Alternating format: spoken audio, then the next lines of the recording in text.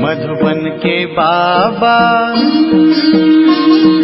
मधुबन के बाबा मुरली वाले, आपका क्या कहना,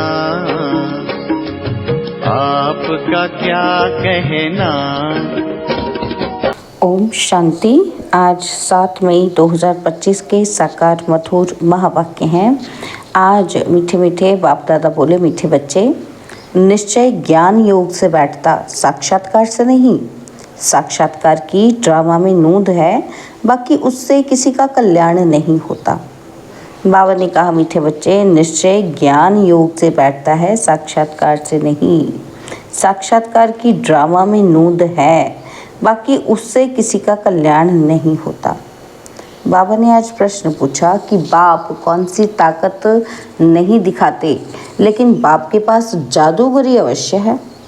तो उत्तर में बाबा ने समझाया कि मनुष्य समझते हैं कि भगवान तो ताकतमंद है, वह मरे हुए को भी जिंदा कर सकते हैं, परंतु बाबा कहते ये ताकत मैं नहीं दिखाता। बाकी कोई नौदा भक्ति करते हैं तो उन्हें साक्षात्कार करवा देता हूँ। ये भी ड्रामा में नूंद है। साक्षात्कार कराने की जादूगरी बाप के पास है। इसलिए कई बच्चों को घर बैठे भी ब्रह्मा व श्री कृष्ण का साक्षात्कार हो जाता है। मुरली का गीत है, कौन आया मेरे मन के द्वारे। ओम शांति। यह बच्चों के अनुभव का गीत है। सत्संग तो बहुत हैं, खास भारत में तो ढेर सत्संग है, अनेक मतांतर हैं। वास्तव में वह कोई सत्संग नहीं, सत्संग तो एक होता है। बाकी तुम वहाँ किसी विद्वान आचार्य पंडित का मुंह देखेंगे और बुद्धि उस तरफ जाएगी। और यहाँ फिर अनोखी बात है, यह सत्संग एक ही बार इस संगम युग पर होता है। यह तो बिल्कुल नई बात है। उस बेहद के बाप का शरीर तो कोई है ही नहीं। कहते हैं कि मैं तुम्हारा निराकार शिव बाबा हूँ। तुम और सत्संगों में जाते हो तो शरीरों को ही देखते हो। शास्त्र याद कर फिर सुनाते हैं, अनेक प्रकार के शास्त्र हैं, और वह तो तुम जन्म जन्मांतर सुनते ही आए हो। अब है नई बात, बुद्धि से आत्मा जानती है। बाप कहते हैं, हे मेरे सिकिलते बच्चे, हे मेरे सालिग्रामों, और तुम बच्चे जानते हो कि 5000 वर्ष पहले इस शरीर द्वारा बाबा ने पढ़ाया था। तुम्हारी बुद्धि एकदम दूर चली जाती है तो बाबा आया है। बाबा अक्षर कितना मीठा है, वह है माता पिता। कोई भी सुनेंगे तो कहेंगे, पता नहीं इनों के माता पिता कौन हैं। बरोबर वह साक्षात्कार कराते हैं तो उसमें भी मूंझते हैं। कभी ब्रह्मा को कभी कृष्ण को देख लेते हैं तो विचार करते हैं कि ये क्या है। ब्रह्मा का भी बहुतों को घर बैठे साक्षात्कार होता है। अब ब्रह्मा की तो कोई पूजा नहीं करते हैं, श्री कृष्ण आदि की तो करते हैं, ब्रह्मा को तो कोई भी जानते ही नहीं होंगे। प्रजापिता ब्रह्मा तो अब आया है, यह है प्रजापिता। बाप बैठ समझाते हैं कि सारी दुनिया पतित है तो ज़रूर यह भी बहुत जन्मों के अंत में पतित ठहरे। कोई भी पावन नहीं है, इसलिए कुंभ के मेले पर, हरिद्वार गंगा सागर के मेले पर जाते हैं। समझते हैं कि स्नान करने से पावन बन जाएंगे, लेकिन ये नदियाँ कोई पतित पावनी थोड़ी हो सकती। नदियाँ तो निकलती हैं सागर से, और वास्तव में तुम हो ज्ञान गंगाएं। महत्व तुम्हारा है। तुम ज्ञान गंगाएं जहाँ तहाँ निकलती हो, वो लोग फिर दिखलाते हैं कि तीर मारा और गंगा निकली। तीर मारने की तो बात ही नहीं, यह ज्ञान गंगाएं देश देशांतर जाती हैं। शिव बाबा कहते हैं कि मैं ड्रामा के बंधन में बांधा हुआ हूँ। सभी का पार्ट निश्चित किया हुआ है तो मेरा भी पार्ट निश्चित है। कोई समझते भगवान तो बहुत ताकतमंद है, मरे हुए को भी जिंदा कर सकते हैं। ये सभी गपोड़े हैं। मैं आता हूँ पढ़ाने के लिए, बाकी ताकत क्या दिखाएंगे। साक्षात्कार की भी जादूगरी है ना, तो नौदा भक्ति करते हैं तो मैं साक्षात्कार कराता हूँ। जैसे काली का रूप दिखलाते हैं, उन पर फिर तेल चढ़ाते हैं। अब ऐसी काली तो है ही नहीं, परंतु काली की नौदा भक्ति बहुत करते हैं। वास्तव में काली तो जगत अम्बा है। काली का ऐसा रूप तो नहीं, परंतु नौदा भक्ति करने से बाबा भावना का भाड़ा दे देते हैं। काम चिता पर बैठने से काले बने, अब ज्ञान चिता पर बैठ गोरे बनते हैं। जो काली अब जगदम्बा बनी है, तो वो साक्षात्कार फिर कैसे कराएगी? वह तो अभी बहुत जन्मों के अंत के भी अंत वाले जन्म में है। देवताएं भी तो अभी नहीं है, तो वो क्या साक्षात्कार कराएंगे? तो बाबा समझाते हैं कि ये साक्षात्कार की चाबी मेरे हाथ में है और अल्पकाल के लिए भावना पूरी करने के लिए साक्षात्कार करा देता हूँ, परंतु वह कोई मेरे से नहीं मिलते। मिसाल एक काली का देते हैं, इस रीति बहुत हैं। कौन? हनुमान, गणेश आदि। बल सिख लोग भी गुरु नानक की बहुत भक्ति करें तो भी साक्षात्कार हो जाएगा, उन्हें साक्षात्कार हो जाएगा, परंतु वो तो नीचे चले जाते हैं। बाबा बच्चों को दिखलाते हैं कि देखो ये गुरु नानक की भक्ति कर रहे हैं, साक्षात्कार फिर भी मैं ही कराता हूँ। वो कैसे साक्षात्कार कराएंगे? उनके पास साक्षात्कार कराने की चाबी ही नहीं है। ये बाबा कहते हैं कि मुझे विनाश स्थापना का साक्षात्कार भी उस बाबा ने कराया, परंतु साक्षात्कार से कोई का भी कल्याण नहीं है। ऐसे तो बहुतों को साक्षात्कार होते थे, आज वो है ही नहीं। बहुत बच्चे कहते हैं कि हमको जब साक्षात्कार हो तो निश्चय बैठे, परंतु निश्चय साक्षात्कार से नहीं हो सकता। निश्चय बैठता है ज्ञान और योग से। 5000 वर्ष पहले भी मैंने कहा था कि मैं ये साक्षात्कार कराता हूँ। मीरा ने भी साक्षात्कार किया। ऐसे नहीं कि आत्मा वहाँ चली गई, नहीं, बैठे बैठे साक्षात्कार कर लेते हैं, लेकिन मेरे को प्राप्त नहीं कर सकते। बाप कहते हैं कोई भी बात का संशय हो तो जो भी ब्राह्मणियाँ हैं उनसे पूछो। यह तो जानते हो कि बच्चियाँ भी नंबरवार हैं, नदियाँ भी नंबरवार होती हैं, कोई तो तालाब भी है, बहुत गंदा बासी पानी होता है और वहाँ भी श्रद्धा भाव से मनुष्य जाते हैं। वह है भक्ति की अंधश्रद्धा। तो कभी भी कोई से भक्ति छुड़ानी नहीं है। जब ज्ञान आ जाएगा तो भक्ति आप ही छूट जाएगी। बाबा भी नारायण का भक्त था। चित्र में देखा कि लक्ष्मी दासी बन नारायण के पांव दबा रही है, तो ये बिल्कुल अच्छा नहीं लगा। सतयुग में ऐसा होता ही नहीं। तो मैंने एक आर्टिस्ट को कहा कि लक्ष्मी को इस दासी पने से विदाई दे दो।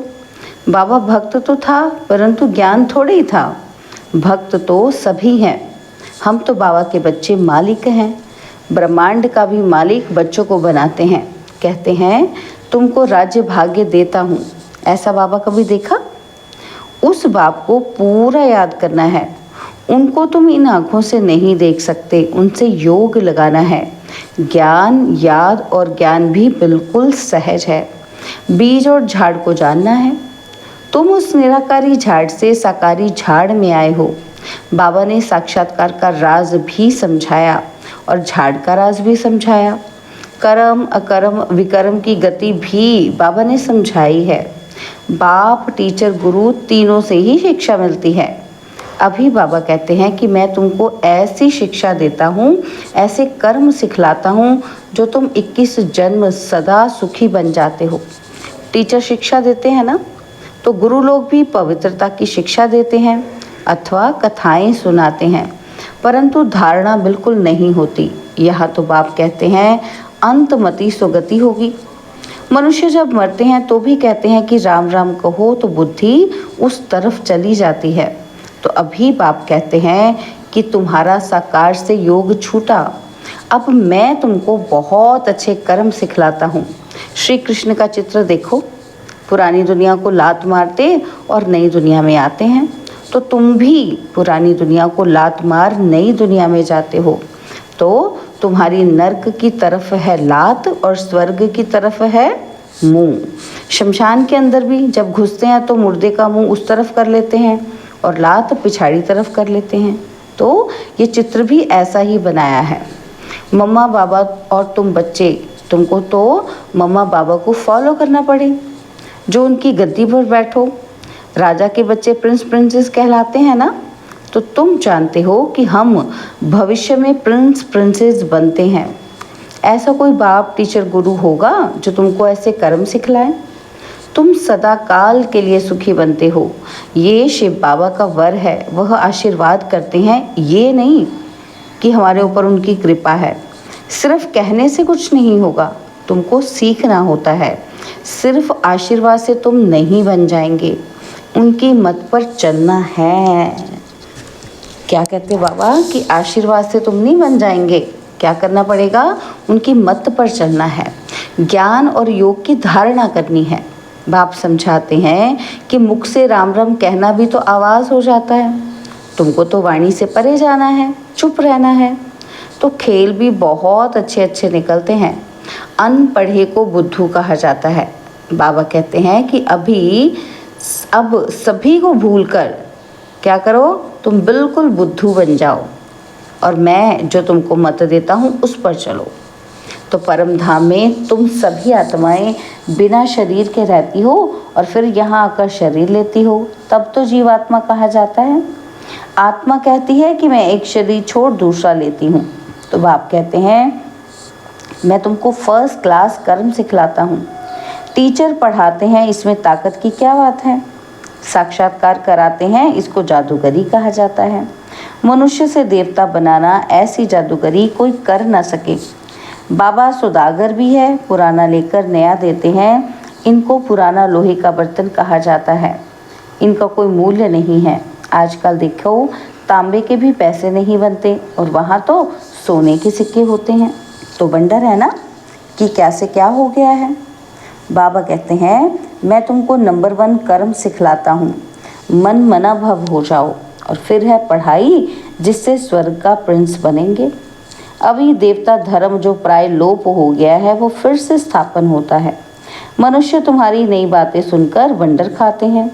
कहते हैं स्त्री पुरुष दोनों ही इकट्ठे रह पवित्र रह सकें, ये कैसे हो सकता है। बाबा तो कहते हैं भल इकट्ठे रहो, नहीं तो मालूम ही कैसे पड़े। बीच में ज्ञान तलवार रखनी है, इतनी बहादुरी दिखानी है, परीक्षा होती है।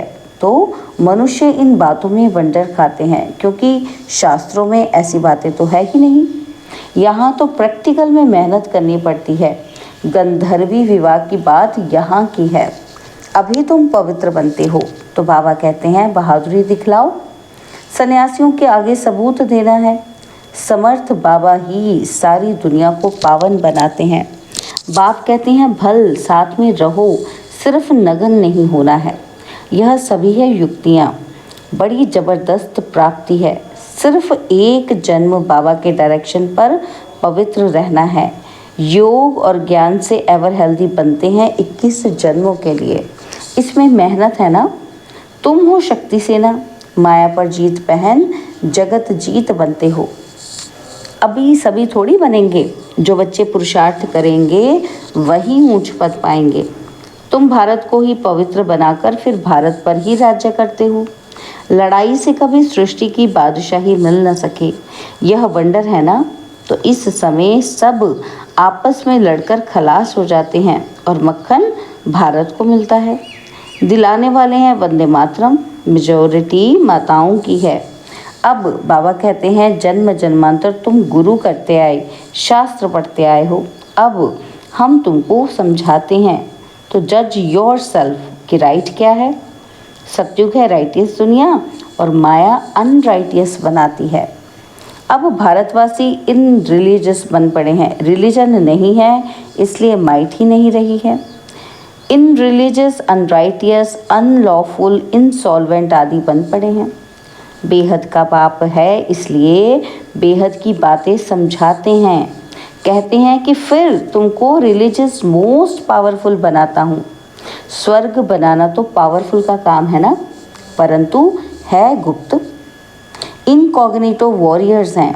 बाप का बच्चों पर बहुत प्यार होता है। मत देते हैं, बाप की मत, टीचर की मत, गुरु की मत, सुनार की मत, धोबी की मत, इसमें सभी मतें आ जाती हैं। अच्छा, मीठे मीठे सिकिलदे बच्चों प्रति माता पिता बाप दादा का याद प्यार और गुड मॉर्निंग।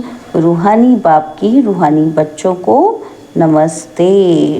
हम रूहानी बच्चों की रूहानी बाप दादाजी को दिलवा जान सिकवा प्रेम से नमस्ते। ओम शांति। प्यारे बाबा, मीठे बाबा, मेरे बाबा शुक्रिया, बाबा शुक्रिया, बाबा शुक्रिया।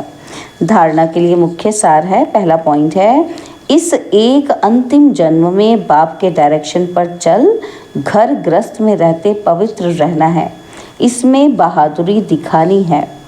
और सेकंड पॉइंट है, श्रीमत पर सदा श्रेष्ठ कर्म करने हैं, वाणी से परे जाना है, जो कुछ पढ़ा व सुना है उसे भूल बाप को याद करना है। बाबा ने आज वरदान दिया कि परिस्थितियों को गुड लक समझ अपने निश्चय के फाउंडेशन को मजबूत बनाने वाले अचल अडोल भव। परिस्थितियों को गुड लक समझ अपने निश्चय के फाउंडेशन को मजबूत बनाने वाले अचल अडोल भव। कोई भी परिस्थिति आए तो आप हाई जंप दे दो, क्योंकि परिस्थिति आना भी गुड लक है। यह निश्चय के फाउंडेशन को मजबूत करने का साधन है। आप जब एक बारी अंगद के समान मजबूत हो जाएंगे तो ये पेपर भी नमस्कार करेंगे। पहले विकराल रूप में आएंगे और फिर दासी बन जाएंगे। चैलेंज करो। क्या चैलेंज करना है? कि हम महावीर हैं। जैसे पानी के ऊपर लकीर ठहर नहीं सकती, ऐसे मूज मास्टर सागर के ऊपर कोई परिस्थिति वार कर नहीं सकती। स्वस्थिति में रहने से अचल अडोल बन जाएंगे। और स्लोगन है, पुराने वर्ष को विदाई देने के साथ साथ कड़वेपन को भी विदाई दे दो। पुराने वर्ष को विदाई देने के साथ साथ कड़वेपन को भी विदाई दे दो। तो बाबा के अव्यक्त इशारे, रूहानी रॉयल्टी और प्योरिटी की पर्सनालिटी धारण करो। तो बाबा कहते हैं, यदि वरदाता और वरदानी दोनों का संबंध समीप और स्नेह के आधार से निरंतर हो और सदा कंबाइंड रूप में रहो तो पवित्रता की छत्र छाया स्वतः रहेगी। जहाँ सर्वशक्तिमान बाप है वहाँ अपवित्रता स्वप्न में भी नहीं आ सकती है। जब अकेले होते हो तो पवित्रता का सुहाग चला जाता है। ओम शांति।